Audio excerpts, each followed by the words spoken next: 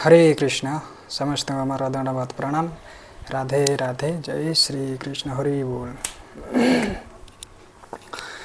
तो देखी पारे वर्तमान मो दुकान रे एकुटिया बसी कहीं भी लोक नहीं ना तो किछि पूर्व किछि लोक आसते ऑनलाइन काम करने तो तांकर काम सरला परे वर्तमान मो एकुटिया बसी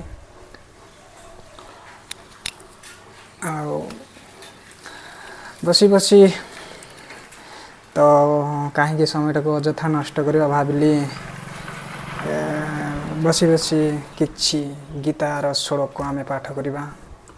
तो पाखरे तो गीता बही भी नहीं तो आमे मोबाइल रो सहारा नेबा। तो मोर मोबाइल रे गीतार किछि श्लोक रही से गीता को आमे बसिकी पाठ करवा। वर्तमान कहीं अଯଥାରେ समय को नष्ट करवा यही समय को जदि आमे भगवान को पाई देबा ताले आमर मनुष्य जीवन कल्याण हम ता सहित आमर पारमार्थिक जीवन उन्नति हेब। तो हमें बे गीता पाठ करवा।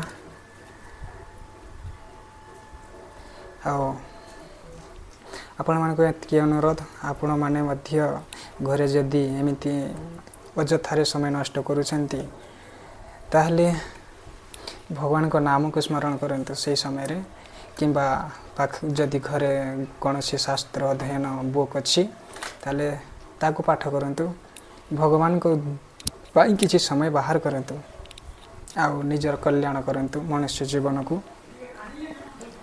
हरे कृष्ण। तो अबे आमे बाहर करिबा किछि श्लोक पाठ करिबा।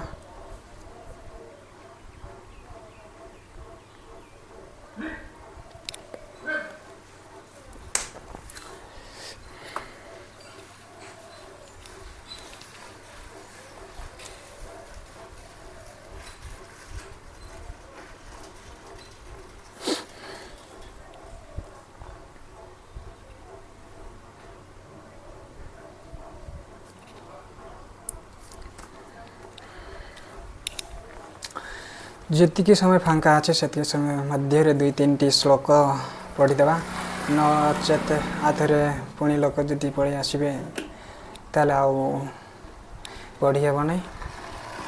तो वर्तमान जी समय फांका अच्छे से समय मध्य गोटे दुईटा श्लोक जहाँ भी हेब आम पाठ करवा। दिन सारा तो दुकान रे रोची जहाँ समय पाऊँ राति बेलू टिके तो सही समय रे जप पुणी बही पाठ करवा संभवपर होनी। तेणु आम जिते बड़े समय पाऊचे सेते बड़े आम जप किंबा बही टिके पढ़िया।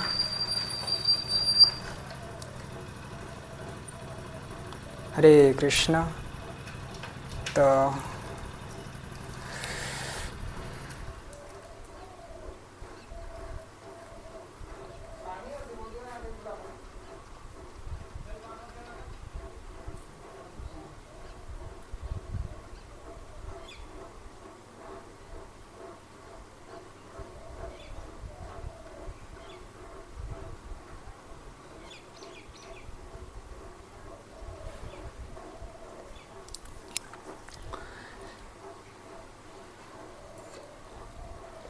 पंचम अध्याय कर्मयोग। तो ये अर्जुन कहते संन्यासं कर्मणां कृष्ण पुनर्जगं च संससि यच्छ्रेय एतयोरेकं तन्मे ब्रूहि सुनिश्चितम्। अर्जुन उवाच। अर्जुन कहिले संन्यासं संन्यास कर्मणां समस्त कर्मर कृष्ण हे कृष्ण पुनः पुनश्च जगम भक्ति जग च मध्य संससि आपण प्रशंसा करुछन्ति जत जाहा श्रेय श्रेय एतय ए दुईटी मध्यरु एकम गोटिए तत् ताहा मे मते ब्रूहि दया करी कहतु सुनिश्चितम निश्चित भाव। अनुवाद। अर्जुन कहले हे कृष्ण प्रथमे आपण मते कर्म त्याग करने कथा कहले एवं तत्पर पुणी भक्ति जगह कर्म करने को कहते ताहले आपण दयाकोरी मते कहिबे कि ये दुईटी मध्यरु केउटी निश्चित भाव में श्रेयस्कर अटे। भावार्थ भगवत गीतार यही अध्याय अर्थात पंचम अध्याय भगवान कहिचंती जे शुष्क मानसिक कल्पना व मनन अपेक्षा भक्ति जगरे कर्म करने से श्रेयस्कर अटे। अन्यटी अपेक्षा भक्ति जगरे कर्म करने सहजतर अटे। ये कर्म दिव्य कर्म होइथिबारु एहा व्यक्ति को कर्मर प्रतिक्रिया मुक्त करे। द्वितीय अध्याय रे आत्मा कौन ओ आत्मा किपरि जड़ शरीर सह संपृक्त ये संबंध में प्राथमिक ज्ञान दिया जाइछि। किपरि एही भौतिक बंधनर बुद्धि जग जरिया बा भक्ति जग बल व्यक्ति उद्धार पाइपर से कथा मध्य से अध्याय वर्णना करा जाइछि। तृतीय अध्याय कहा जाइछि जे जेउ व्यक्ति ज्ञान स्तर अवस्थान करुछि तार आउ कौनसी कर्तव्य करने को नहीं।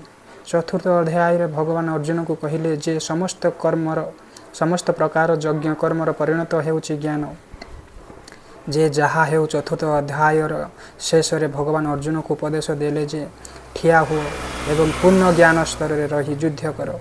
तेणु एक संगरे भक्ति जगरे कर्म करने को कही पुणी ज्ञान रे नैष्कर्म्य कथा कहिबार अर्जुन विचारधारा रे गोलमाल सृष्टि हो गला। से बड़ गोलक धंदार पड़गले। से जो लक्ष्य करथिले भगवान श्रीकृष्ण से गोलमाल सृष्टि करदेले। अर्जुन एक कथा बुझी पारिले जे ज्ञान स्तर रही त्याग करिवार अर्थ है इंद्रिय तृप्ति निमित्त करणीय समस्त प्रकार कर्म को बंद करवा। किंतु जदि व्यक्ति भक्ति जगरे कर्म करे ताले कर्म किपरि बंद हेब।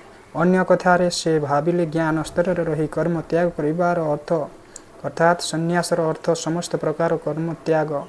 कारण कर्म और संन्यास ये दुईटी कथा किपरि तांकु बड़ असंगत बोध हैला।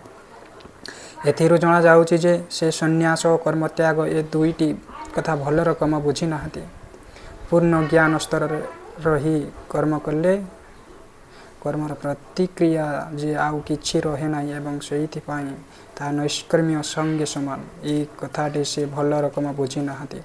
तेणु से प्रश्न करुचंती से संपूर्ण रूपे कर्म त्याग करिवे ना पूर्ण ज्ञान रे कर्म करिवे केउटी दरकार।